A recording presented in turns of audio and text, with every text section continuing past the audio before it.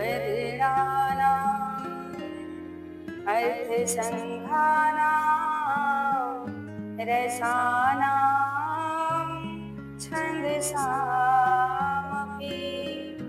मङ्गलानां चकर्तारो वन्दे वाणी विनायको भवानी शङ्करो वन्दे श्रद्धा विश्वासरूपिणो याभ्यां विना न पश्यन्ति सिद्धस्वान्तस्थमेश्वरम् राधा मेरी मात है, पिता मेरे रक्षक श्याम। आप दोनों के चरणों में मेरा कोटि कोटि प्रणाम, कोटि कोटि प्रणाम। श्री राम जय जय राम, श्री राम जय जय राम। दो अक्षर का प्यारा नाम, श्री राम जय जय राम, श्री राम जय जय राम, श्री राम जय जय राम, जय राम, जय राम। बोलिए सियावर रामचंद्र की जय, पवन सुत हनुमान की जय, उमापति महादेव की जय। जय सिया राम। आइए भगवान की दिव्यमयी कथा में प्रवेश करेंगे। कल की कथा में हम लोगों ने सुना माँ भवानी बाबा भोलेनाथ से प्रश्न करती हैं कि भगवान का अवतार क्यों होता है, भगवान अवतार लेकर क्यों आते हैं, आने का क्या कारण है। बाबा भोलेनाथ कहते हैं कि आने के तो अनेकों कारण हैं, पर कुछ कारण ऐसे हैं जो हम बताते हैं भगवान अवतार लेकर क्यों आते हैं। बाबा कहते हैं जब जब कोई धर्म पर हानि, जब जब कोई धर्म की हानि, बाढ़नि असुर अधम अभिमानी, तब तब धरि प्रभु विविध शरीरा, हरहि कृपा निधि सज्जन पीरा। जब जब होई, बाबा कहते हैं जब जब धर्म की हानि होती है, अभिमानी राक्षस बढ़ जाते हैं, अत्याचार करने लगते हैं, तब तब प्रभु मनुष्य का रूप धारण करते हैं और संत जनों को, अपने भक्त जनों को इस अत्याचार से उबारते हैं, बचाते हैं। वो कृपा निधान अपने भक्तों के लिए, सज्जनों के लिए शरीर धारण करते हैं। बाबा कहते हैं कि अगर भगवान से कोई प्रेम करे, कोई प्रेम से पुकारे, यदि कोई भगवान को प्रेम से पुकारता है तो भगवान दौड़े चले आते हैं। राम ही केवल प्रेम प्यारा, जान ले जो जानन हारा। भगवान को कोई प्रेम से पुकारे और भगवान के लिए दो अश्रु, यदि अपने नेत्रों से दो अश्रु गिरा दे तो भगवान ही प्रसन्न हो जाते हैं और अपने भक्तों की रक्षा के लिए उत्सुक हो जाते हैं। ऐसे हैं कृपा निधान, ऐसे प्रभु दयालु कृपा के निधान हैं। कहते हैं कि दो अश्रु चढ़ा दो चाहे आप सब 56 भोग चढ़ाओ ना चढ़ाओ, लड्डू चढ़ाओ ना चढ़ाओ, केवल दो भाव के, दो अश्रु चढ़ा दो, क्योंकि भगवान भाव के भूखे होते हैं। भाव का भूखा हूँ मैं, भाव ही एक सार है, भाव से भज ले मुझे तो भव से बेड़ा पार है। भाव बिना बाजार में वस्तु मिले नहीं मोल, तो भाव बिना हरि क्यों मिले, भाव सहित हरि बोल। भाव से यदि भगवान के लिए आप दो अश्रु भी गिराएं तो भगवान प्रसन्न हो जाते हैं, क्योंकि भगवान तो भाव के भूखे हैं। अरे आप 56 भोग ले जाकर भगवान को अर्पित करिए, पर भीतर भाव नहीं है तो भगवान उस भोग को स्वीकार नहीं करते हैं। एक छोटी सी कहानी बताते हैं। एक छोटा सा बालक, धन्ना नाम था उसका। सबने कथा सुनी होगी कि धन्ना नाम का जो बालक था वो बहुत ही मन से निर्मल था। एक दिन उनके घर एक पंडित जी आए और वो बालक क्या देखता है कि पंडित जी एक छोटे से शालिग्राम भगवान को लिए हैं, और जब भी कुछ बैठते हैं भोजन करने के लिए तो सबसे पहले शालिग्राम भगवान को भोग लगाते हैं। भगवान को स्नान, चंदन इत्यादि सेवाओं की करते हैं। बालक देखता है और पंडित जी से कहता है कि पंडित जी मुझे अपने इस भगवान को दे दीजिए, शालिग्राम को दे दीजिए, शालिग्राम भगवान मुझे दे दीजिए। अब पंडित जी को लगा कि मैं इन्हें कैसे दे दूं अपने भगवान को, छोटा सा बालक कैसे दे दूं। अब धन्ना लगा रोने लगा, चिल्ला चिल्ला के रोने, नहीं पंडित जी मुझे तो शालिग्राम भगवान ही चाहिए, मैं उनके बिना नहीं रह सकता, मैं भी उनकी सेवा करूंगा, मैं भी उनकी पूजा करूंगा, मैं भी उनको भोग लगाऊंगा। अब पंडित जी को लगा कि कैसे चुप कराया जाए। पंडित जी गए उसी प्रकार शालिग्राम भगवान की तरह एक पत्थर लेकर आए, बड़ा सा, और दोनों पत्थर लाकर रख दिए। जो भगवान शालिग्राम असली वाले थे उनको भी रखे और बड़े वाले को भी रख दिए। पूछे इसमें से तुम कौन लोगे? वो धन्ना बालक बोला कि ये कौन है? बोले ये जो बड़े वाले हैं ना ये तो राजा हैं और ये इनके शिष्य हैं, ये इनकी सेवा करते हैं, ये तो राजा हैं। शालिग्राम भगवान को देखकर उससे धन्ना नाम के बालक ने कहा मैं तो राजा को लूंगा, मैं शिष्य को क्यों लूं? बालक बड़ा वाला शालिग्राम ले लिया। पंडित जी यही चाहते थे कि नकली वाला ले जाए।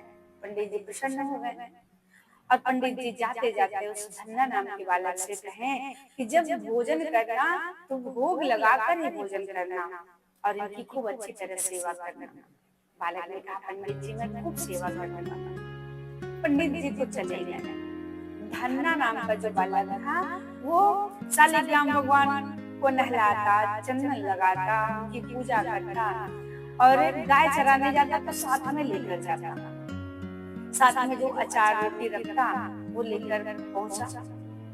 और जब उसे भूख लगी तो सोचा चलो भोजन कर लेते हैं, चलो भगवान को पहले बुलाते हैं, भगवान आएंगे भोग लगाएंगे फिर उसके बाद प्रसाद ग्रहण करेंगे। वो छोटा सा बालक रोटी अचार निकाला और भगवान को पुकारने लगा, हे शालिग्राम भगवान आइए भोग लगाइए। अब शालिग्राम भगवान तो आए। धन्ना ने कहा प्रभु जब तक आप आएंगे नहीं तब तक मैं भोग नहीं लगाऊंगा, तब तक मैं भोजन ग्रहण नहीं करूंगा। अब इसी प्रकार पूरा दिन बीत गया। अब वो बालक भूख से तड़पने लगा चिल्ला चिल्ला कर रोने, हे प्रभु मुझे भूख लगी है, जब तक आप नहीं आएंगे मैं भोजन ग्रहण नहीं करूंगा। भगवान भी भक्त के वश में होते हैं। ऐसी करुण रुदन, ऐसी पुकार सुनकर भगवान से रहा नहीं गया और वो दौड़े भागे चले आए। धन्ना कहाँ हो, लाओ प्रसाद, रोटी है आपके पास? धन्ना तो प्रसन्न हो गया, गया दस्ती में रोटी अचार रखा था, रोटी निकाला और प्रभु के सामने रख दिया। भगवान ने भोग लगाया और इतनी स्वादिष्ट रोटी भगवान कहते हैं पहली बार मुझे मिली है। भगवान खाने लगे। धन्ना बोला प्रभु मुझे भी कुछ दीजिए। एक रोटी बची तो धन्ना भी खाया। इस प्रकार से नित्य का यही कार्य हो गया कि धन्ना जाता गाय चराने, और भगवान को पुकारता, भगवान आते प्रसाद ग्रहण करते हैं। अब भगवान सोचते कि मैं इनका प्रसाद ग्रहण कर रहा हूँ, मैं भोग लगा रहा हूँ, तो मुझे भी कुछ कार्य करने चाहिए। तो उन्हीं के साथ वो रुक जाते हैं और गाय चराते हैं। जब गाय किसी के खेत में चरने लगती तो धन्ना कहता, अरे प्रभु थोड़ा हाँक देना तो गाय को। भगवान दौड़े भागे जाते हैं, गाय को हाँकते हैं और रखवाली करते हैं। ऐसे करते करते कुछ समय बीत गया। एक दिन उसी मार्ग से पंडित जी जा रहे थे। पंडित जी ने इस बालक को देखा, अरे धन्ना, अरे बेटा कैसे हो, क्या तुम भगवान की सेवा करते हो? धन्ना ने कहा, हाँ भगवान को तो मैं रोज भोग लगाता हूँ और भगवान आते हैं, खाते हैं और मेरी गाय भी चराते हैं। पंडित जी बड़े आश्चर्य में पड़ गए, क्या भोग लगाते हैं? बोले, हाँ देखो ना, वो गाय चरा रहे हैं। और जैसे ही पंडित जी ने सुना कि ये भगवान के साथ गाय चराता है, पंडित जी ने कहा, बालक मुझे तो कोई दिखाई नहीं दे रहा है। तुम कह रहे हो कि यहाँ पे भगवान है, कहाँ है भगवान? उस बालक ने कहा, पंडित जी आपको दिखाई नहीं दे रहे हैं? बोले, नहीं। धन्ना हाथ जोड़कर प्रभु से प्रार्थना करने लगा, हे प्रभु आप मेरे पंडित जी को दिख जाइए, क्योंकि पंडित जी के ही कारण आपके दर्शन हुए हैं, आप पंडित जी को दिख जाइए। भगवान ने कहा, मैं उन्हें नहीं दिख सकता। धन्ना ने जब बहुत विनती की, बड़ी प्रार्थना की, तब भगवान पंडित जी को दिखे। अब जैसे ही पंडित जी ने देखे, पंडित जी लगे रोने, हे प्रभु मेरी पूजा में, मेरी सेवा में कहाँ कमी रह गई थी जो आप मुझे दर्शन नहीं दिए? इस छोटे से बालक के साथ आप रहते हैं, आप इनको दर्शन देते हैं। देखिए, भगवान की सेवा करिए, पर किस भाव से आप सेवा कर रहे हैं, भगवान भाव देखते हैं। प्रभु दर्शन दीजिए। भगवान ने जब दर्शन दिए हैं तो कहते हैं कि भगवान को मेवा चढ़ाइए, मिश्री चढ़ाइए, ना चढ़ाइए। भगवान मेवा मिश्री से नहीं रिझते हैं, भगवान को भाव के देखते हैं, भगवान को केवल भाव को देखते हैं। भगवान ना तो गरीबी देखते हैं, ना अमीरी देखते हैं। भगवान ना तो पेड़ा देखते हैं, ना लड्डू देखते हैं, ना ऊंच देखते हैं, ना नीच देखते हैं। भगवान तो केवल भक्त का भाव देखते हैं, भक्त का प्रेम देखते हैं। आप सबने सुना होगा कि भाव के भूखे हैं प्रभु,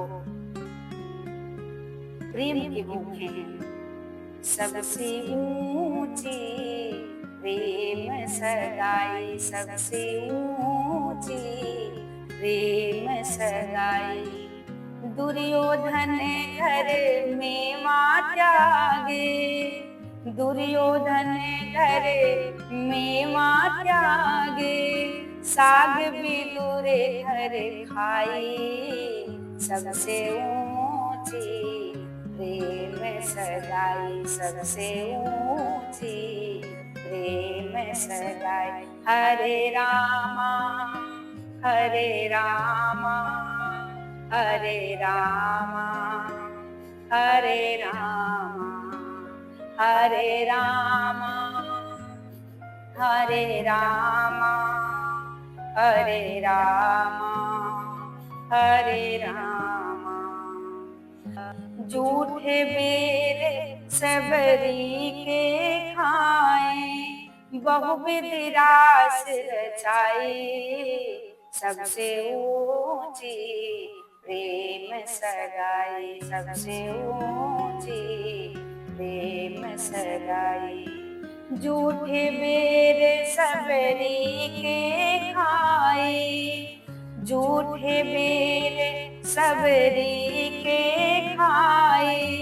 बहुविध प्रेम जताए, सबसे ऊंची प्रेम सगाई। हरे रामा रामा रामा हरे हरे, हरे कृष्णा कृष्णा कृष्णा हरे हरे। प्रेम के बसे अर्जुन रथ हाके, प्रेम के बसे अर्जुन रथ हाके, भूल गयो ठकुराई सबसे ऊंची प्रेम सगाई, सबसे ऊंची प्रेम सगाई। हरे रामा रामा रामा हरे हरे, हरे कृष्णा कृष्णा कृष्णा हरे हरे। जय श्री राम। बाबा कहते हैं कि जब जब हुई धर्म की हानि, बाढ़ई असुर अधम अभिमानी। जब जब धर्म की हानि होती है तो भगवान अवतार लेकर आते हैं, और भगवान के जन्म लेने के कई कारण हैं, पर बाबा ने 5 कारण बताए हैं। पहला कारण क्या है?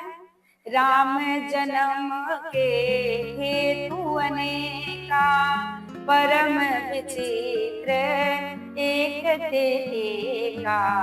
जन्म एक दुई कहूँ बखानी, सावधान सुनो सुमति से भवानी।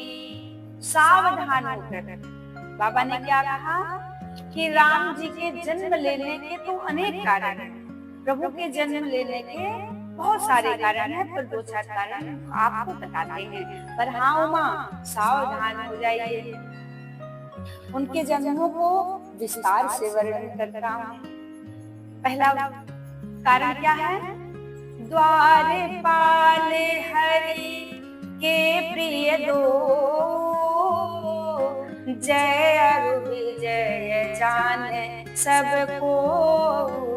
राम सिया राम जय जय राम, राम सिया राम जय जय राम।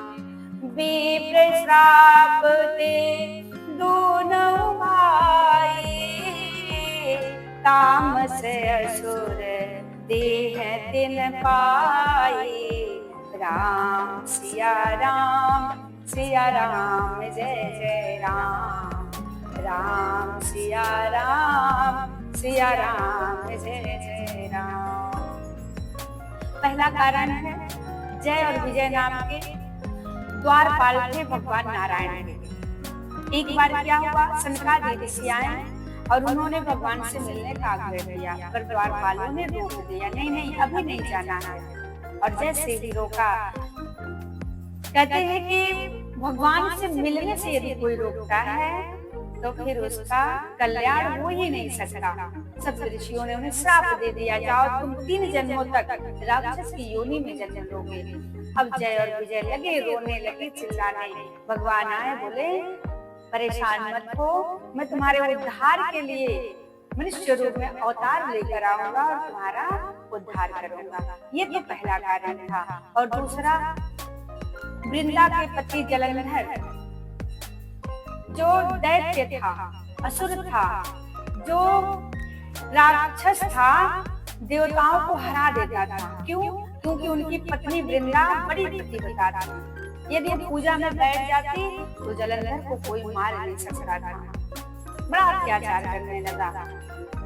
प्रभु ने एक बार छल किया, देवताओं की रक्षा की। जैसे ही प्रभु ने छल किया, जलंधर के रूप में वृंदा के पास आए। वृंदा जैसे ही पूजा से उठी, उसका पतिव्रत धर्म नष्ट हुआ और उधर जलंधर मारा गया। और वृंदा ने श्राप दे दिया भगवान को, भगवान ने श्राप सिर उतार दिया। ये दूसरा कारण है। इसी प्रकार से तीसरा कारण नारद जी का है कि एक कथा है, जिन्होंने नारद जी ने भगवान को श्राप दिया, इस कारण से भगवान को अवतार लेकर आना पड़ा। तो कल हम लोग नारद मुनि की विस्तार से कथा सुनेंगे। आज के लिए इतना ही। जय श्री राम।